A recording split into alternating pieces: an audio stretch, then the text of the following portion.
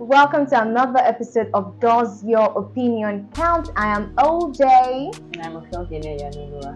Now, today's topic, today's question was brought up from a tweet on X that talked about church workers should be paid and how the church was, exploiting people. Yes. Church workers, basically. I saw a lot of comments under that, people saying, "Oh yes, church uses people. They are underappreciated." We should talk about it. We are Christians, we're believers, and we have been taught on this. The question is, who are you serving? God, Your pastor, or your pockets? So first off, are you serving in any unit in church? Yes, I am serving in a unit in church. Freedom Studios, that's what we call the unit. And we're serving the same unit, Freedom Studios. Now I want to ask a question now. Were you forced to serve? Not even maybe you must come to Freedom Studios, but just any unit, you are in church and you have to serve. No, I wasn't forced. So what actually prompted you to start serving? Before I came to CLC, I'd been serving in my other church. I was even in the choir unit at that point. So when I came here, I did a serious retrospection and serious deep thinking. If I want to serve, I have to be into it completely. If I'm not going to be into it completely, then I don't think I should be there, because it's going to be very wrong for my leaders, my youth leaders to keep calling me all the time. Where are you? Being reminded of my obligations and duties. It was not just going to be so. I'm not a baby again. It's just the way I would work when I'm in the workplace is the way I want to work when I'm. In fact, I want to do extra because I'm not doing it for man. I'm doing it for God. Okay. So it was voluntary. For me as well, of course, nobody forced me to serve. Now, coming up, you said in your former church before you got to CLC and all, you were serving. Now, for me, I wasn't, and I was in my former church for 10 years or more, but I just was never moved to serve. You understand? I was just not moved. But the first day I entered CLC, I was just, when I heard some things, I was like, okay, I can do that. But for a while, because if you want to actually serve, you have to go through a process. It's not okay, I want to serve and then go and start. Yeah. So that one got me, I was like, okay. I started and it was not forced. It was actually I stepped and I saw something, I was like, oh my goodness, I can actually do this, and I wanted to do it. Yeah. So now, what you do in church, where you serve and all, even coming from your former church, has anybody told you before that, don't you think you should be paid for what you do? Well, from my former church, I always reminded that you're doing it for God. And since you're doing it for God, the reward comes from God, actually. Yeah. Yes. So no one has ever actually seen you outside you're really taking church so seriously, you should be paid for this. The only part I ever heard that people used to emphasize or clamor on that you have to play the church's instrumentalists, the drummers, the keyboardists, especially if they are not part of the church. Okay. So there's really that clamor that they should be paid. But they are singing for God. Hey! If the day you ask for monetary rewards, you're going to be looked at like this person is an outcast. Yeah. So that's basically the why is someone seen as an outcast? That you're asking for. You're working. The term is church workers.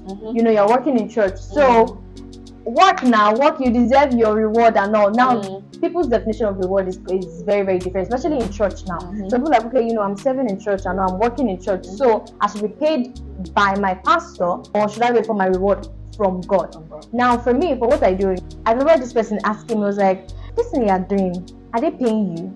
I was like, no, that you've heard of ushers, you've heard of choir before in church, that this is what I do in church. Sure. I didn't go in depth because he is a Muslim. So he was just like, I don't know, maybe he was asking out of curiosity, every time, most of the time when I ask her, what are you doing here? I'm editing video, and always your person, I'm like, no, it's for church. Now, I have a friend, and I'm sure you need to watch this video, that told me his friend was in a unit in church, but then he had to leave the unit because what he was actually in the graphic design unit. What he said was that, at least they should have been paying them because, money is a motivation. So that when he said, I was like, you got it wrong there. Because money is a motivation to serve for God. So now I feel like it's how you see it. It's your perspective. Exactly. It's like your mindset, just like that graphic designer. Well, I'm doing all this design, I'm doing all this, and nobody, are not even giving me anything, any tip, any whatever to ginger me and all that. Come on, you're in church. That's how I ask the question first. Are you forced to? You are not forced to. And before we jump into, I actually want to talk about the fact that we've been taught on this, that apostles, prophets, evangelists, and then helping is also there as well. It's a ministry. When you see it as a ministry, that's your mindset should change. You could be volunteering first. Yeah. And not from that place. It's a ministry. It's a ministry. So most times when we actually go into serving, service in church, it can come from different places. Like, okay, maybe a desire to help, or you're very interested in that unit. I'm like, I can do this. Let me do it. But then later, it can actually now come from a place of calling. And when it comes from a place of calling, now you're now seen as a relief to your pastor or to your unit head. So the fact that it is voluntary is not, a crime. It's not sinful. But where I feel that it becomes somehow not acceptable. Not acceptable is when you now see it as mandatory that you have to pay it. Except that, and that's why when you want to do things, the first question you should ask yourself is, am I doing this? Am I doing this for the pastor? If I'm doing it for the pastor, then maybe you have a right to ask the pastor, for your reward. But then another question is, you should look around, around this space. Are they actually doing it for the pastor, or are they doing it for God? Who are you serving? Is it God, your pocket, your pastor? So now when you look, okay, who am I serving? Look, I'm serving my pastor, or this eye service. I want people to see me. I want people to know that I'm the one doing this, and so that they'll praise me. In the Bible, they said, Jesus said, "Oh, that's all they get. You won't praise from men. That's all you get. That's all." And another thing that people feel like, "Oh, you're serving in church. You're doing too much and everything, and they're not even paying you." But we're actually getting reward. Do you understand? We are actually getting reward. Not that's why sometimes there's some arguments that when I saw that switch, I really wanted to join the conversation, but then I just realized that they can't get it. Yes, they just can't. How do I explain to? That's why even when my friend asked me, I could not really go in there because I'm like, you can't. You understand? I want to tell you, but then you cannot get it. Do you understand? Like now, for someone like me, and I'm just talking about, okay, I'm doing this. You get it. I get it. Yes. Because we are in the same, line. Place, and we just have our perspective is the same. Exactly. So we don't really have to explain to each other what we are doing. Yeah. Some people, when they want to attack tithing and giving, they're like, oh, you are giving so amount to a pastor. Our spiritual father will tell us what you're giving. You don't see church, you don't see pastor, you see God.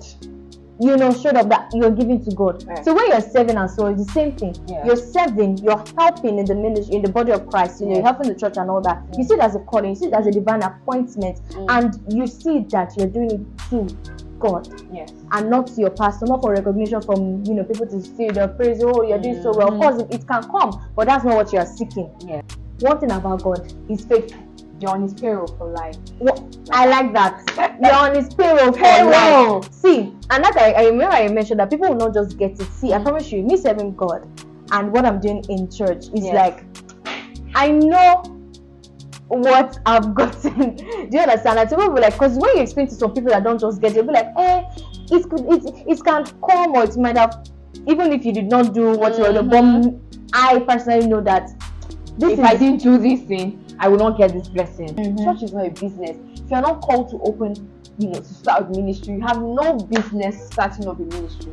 So I will say this: except you are in ministries where they see it as a business, then you as a member, you have a right to seek for monetary reward. But if you are in a place where you truly know that it's a ministry and it's for God, then you don't have any business asking for earthly reward. Now it's okay. The pastor says, this person is working hard and is so devoted. Let me just do something. That's actually very, very, very fine. And then another thing I need to tell people is, if you know that you're not doing it for God, then maybe when one of the days the pastors call, one of the pastors call you and ask you to do something, go to your pastor, say, Pastor, I am doing it for you, so please pay me, rather than just, airing it there and making your pastor look like he doesn't know what he's doing, or the church, or you're making a caricature of the church. You should, whatever it is you're doing, if you know you are doing for the pastor, tell the pastor, I'm in this thing because I'm doing it for you. Then hear your pastor's take on it. So now some people feel like they should be paid because of the time they give into it, their sacrifice and all this. Now I want to say something. Our spiritual father, Apostle Muyiware, will say that God is not asking you for the time you don't have. He's asking you for the time you have but you are not using. Okay, for example, I remember when I got my job, it was actually a lot for me. Remember we were talking about acceptable in our global way of serving. Yeah, like looking back now, I can tell you that I don't think that service I did at that time would have been accepted, because I was doing it like my heart was not right. Or I was not doing with the right attitude. Let me just put it like that.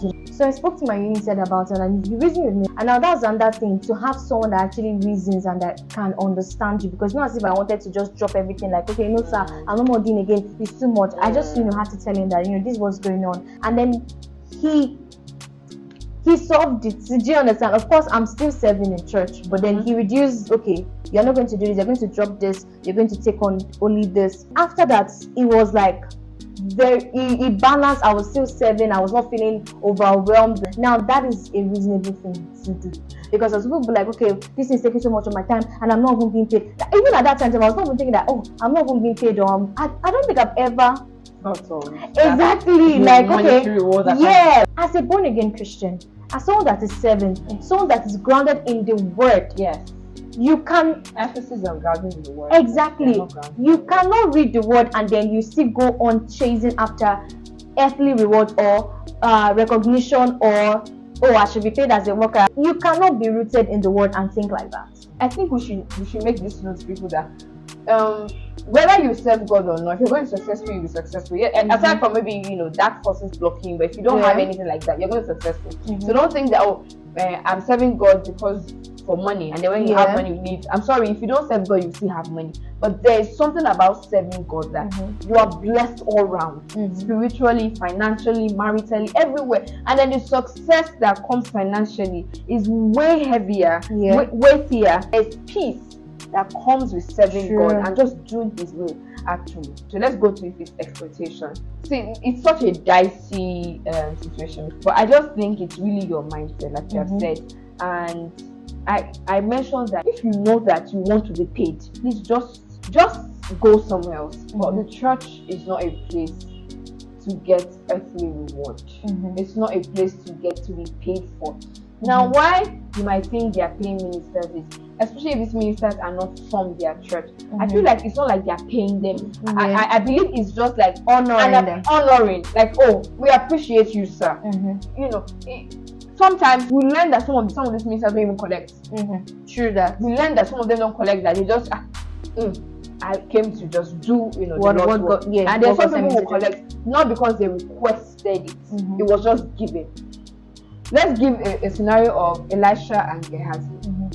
When he healed Naaman, what did Naaman do? Naaman gave him a gift. Yes. But Elisha did not want it. Now Elisha had the choice to say, okay, I want, thank you very much. Would not have been a sin to God, because he did not say, I have healed you, Naaman, give me gift. You have to repay me. Exactly. That's where it is wrong.